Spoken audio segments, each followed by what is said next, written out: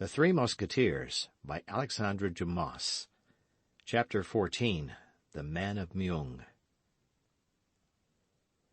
The crowd was caused, not by the expectation of a man to be hanged, but by the contemplation of a man who was hanged.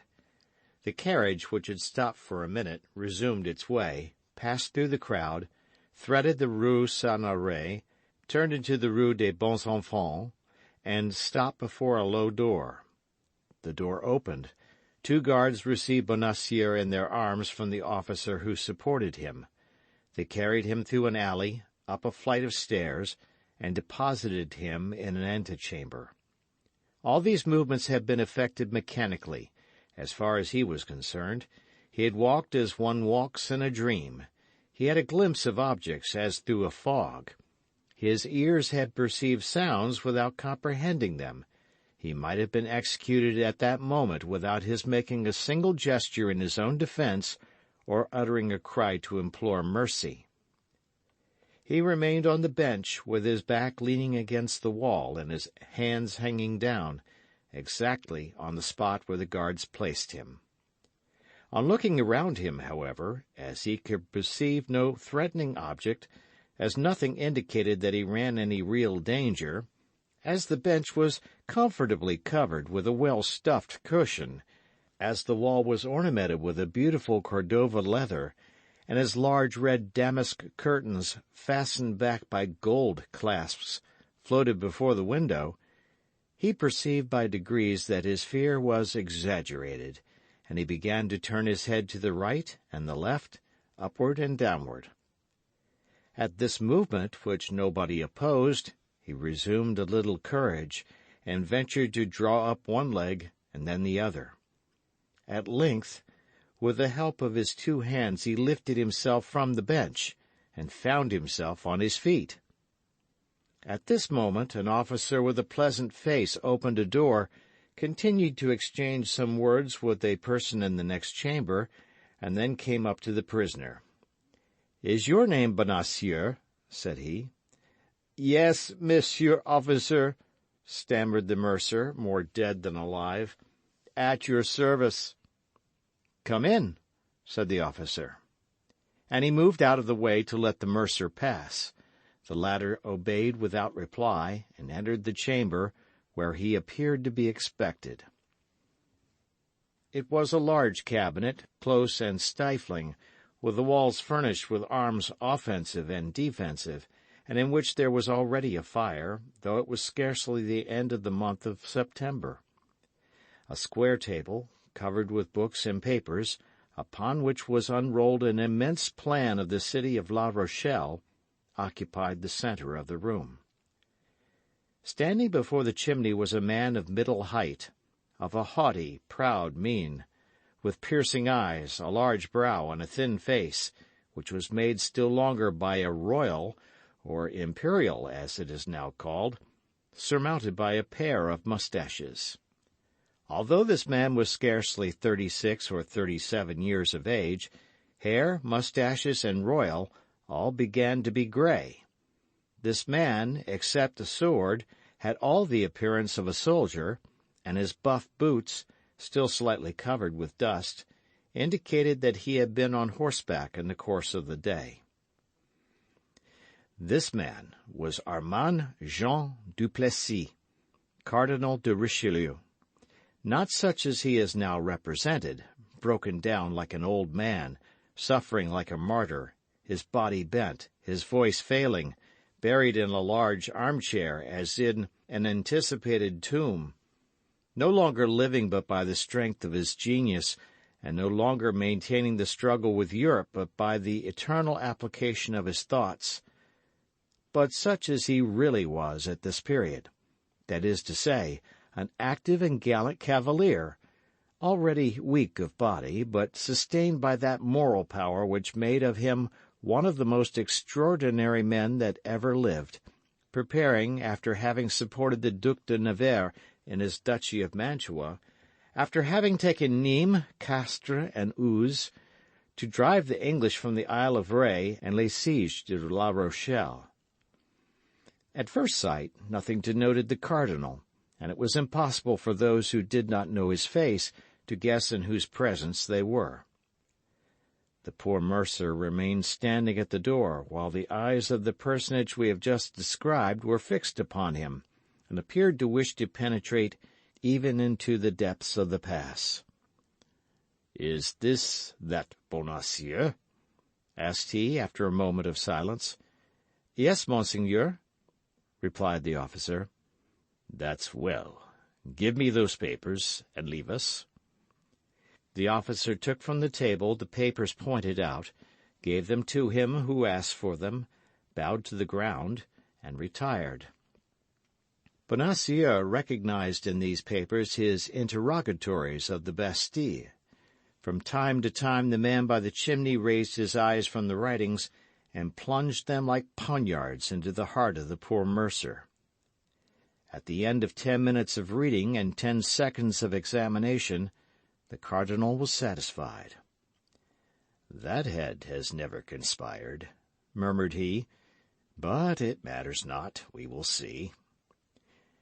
"You are accused of high treason," said the cardinal slowly.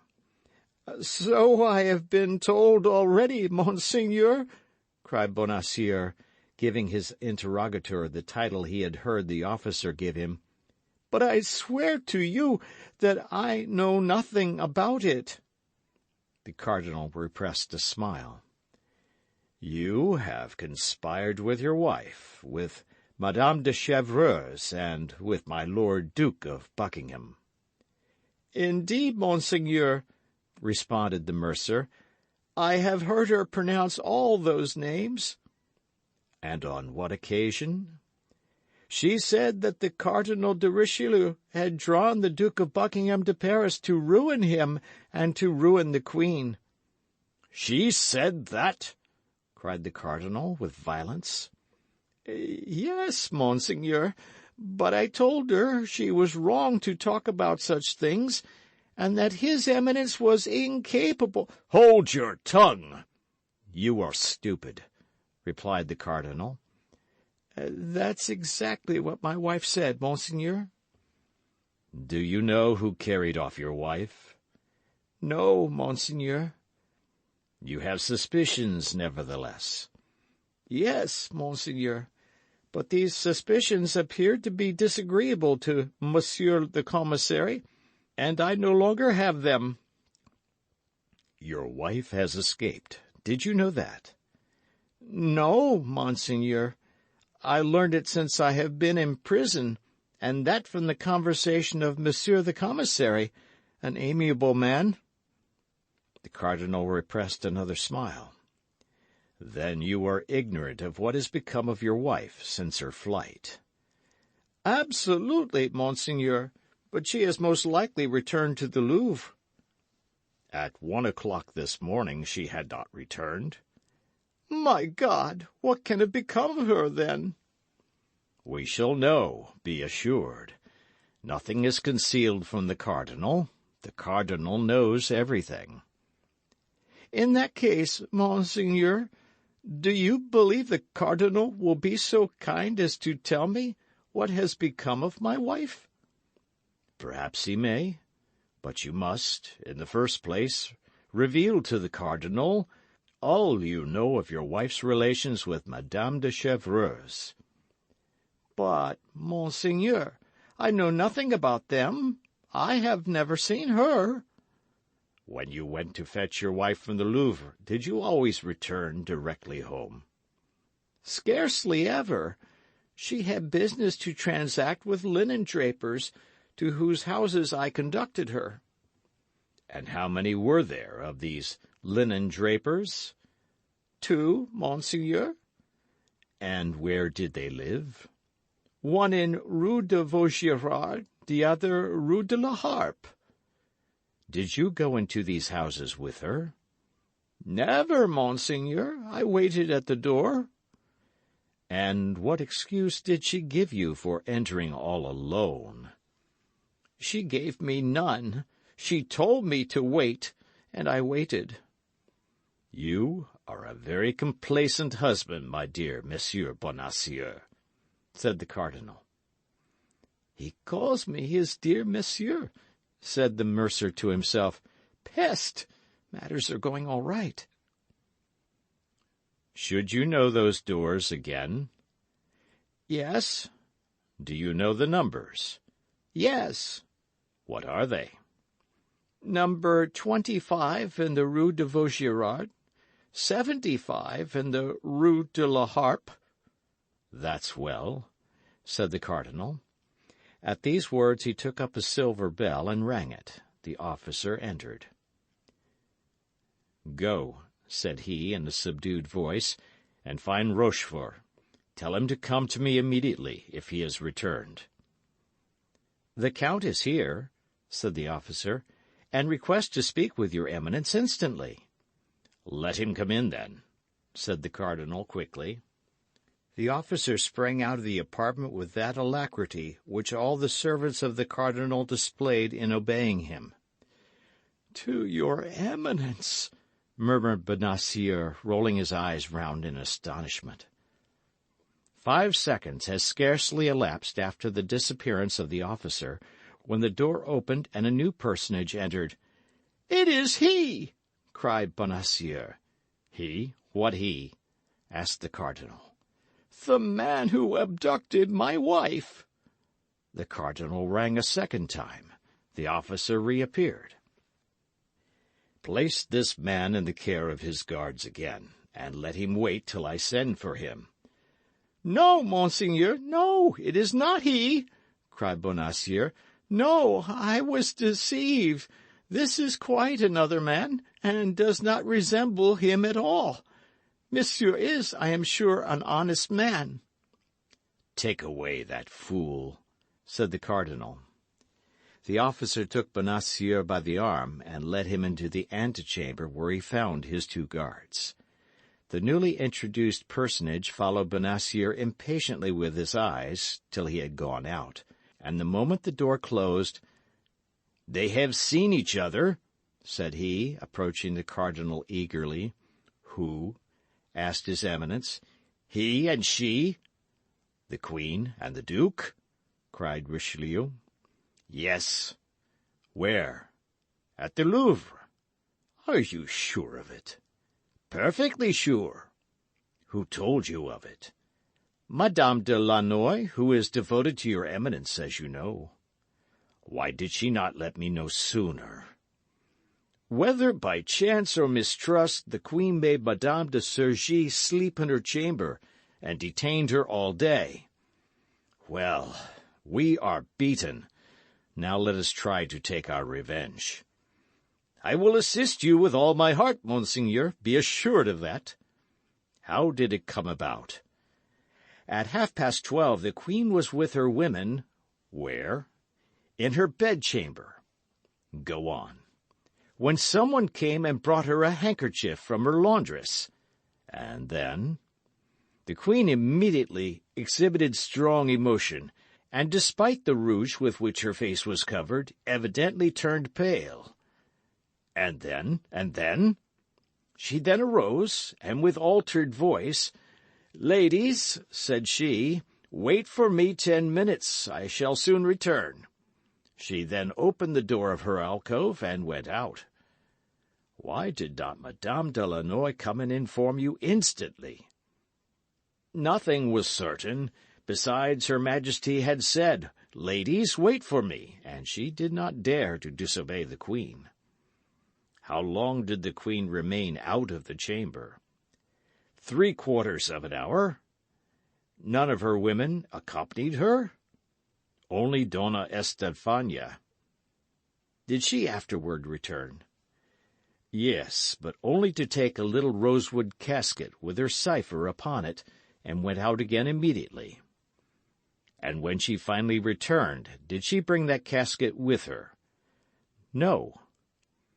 "Does Madame de Lannoy know what was in that casket?" "Yes, the diamond studs which His Majesty gave the Queen."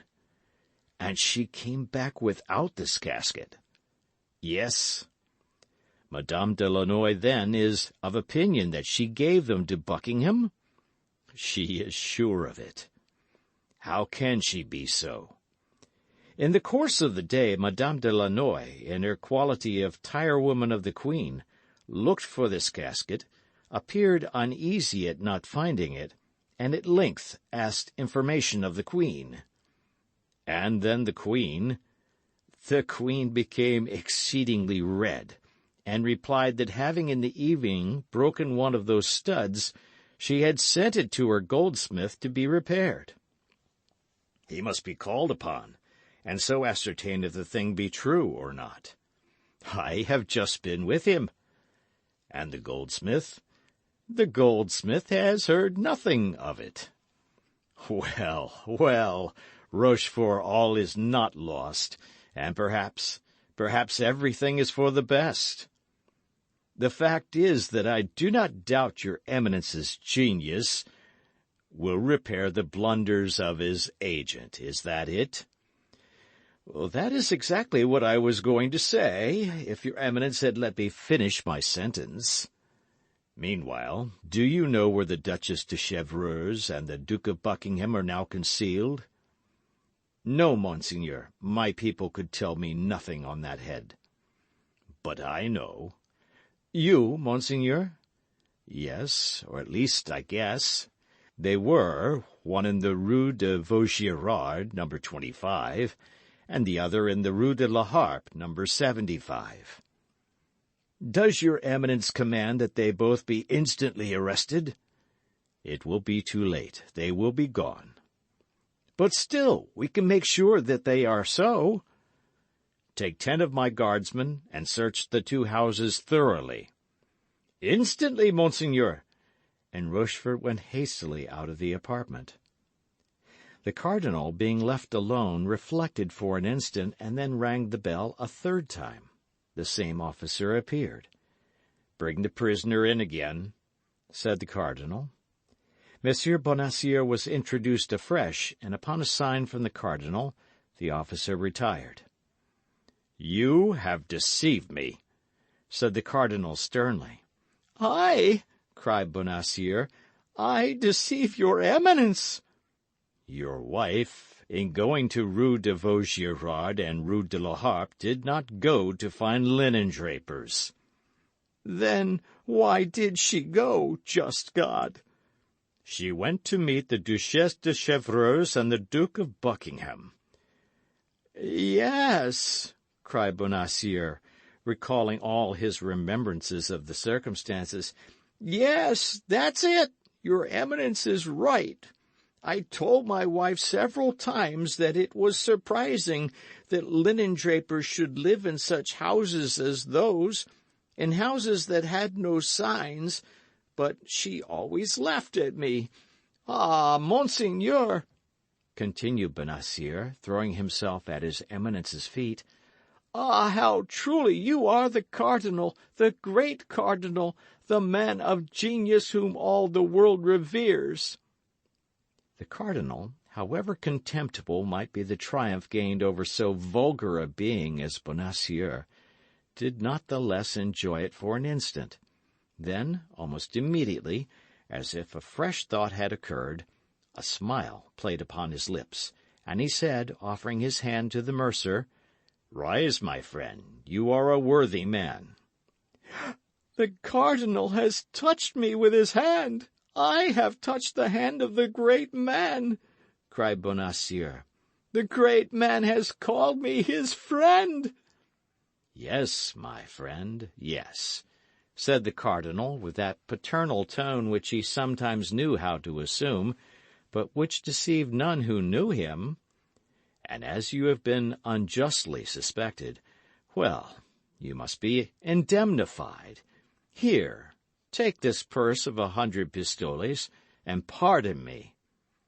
"I pardon you, monseigneur," said Bonacieux, hesitating to take the purse, fearing, doubtless, that this pretended gift was but a pleasantry. "But you are able to have me arrested. You are able to have me tortured. You are able to have me hanged. You are the master, and I could not have the least word to say. Pardon you, monseigneur! You cannot mean that." Ah, my dear Monsieur Bonacieux, you are generous in this matter. I see it, and I thank you for it. Thus, then, you will take this bag, and you will go away without being too malcontent. I go away enchanted. Farewell, then, or rather, au revoir. Whenever Monseigneur wishes, I shall be firmly at the orders of His Eminence. That will be often, be assured, for I have found your conversation quite charming. Oh, Monseigneur! Au revoir, Monsieur Bonacieux. Au revoir. And the cardinal made him a sign with his hand, to which Bonacieux replied by bowing to the ground. He then went out backward, and when he was in the antechamber the cardinal heard him, in his enthusiasm, crying aloud, "Long life to the Monseigneur! Long life to His Eminence! Long life to the great Cardinal!" The cardinal listened with a smile to this vociferous manifestation of the feelings of Monsieur Bonacieux, and then, when Bonacieux's cries were no longer audible, "Good," said he, "that man would henceforth lay down his life for me."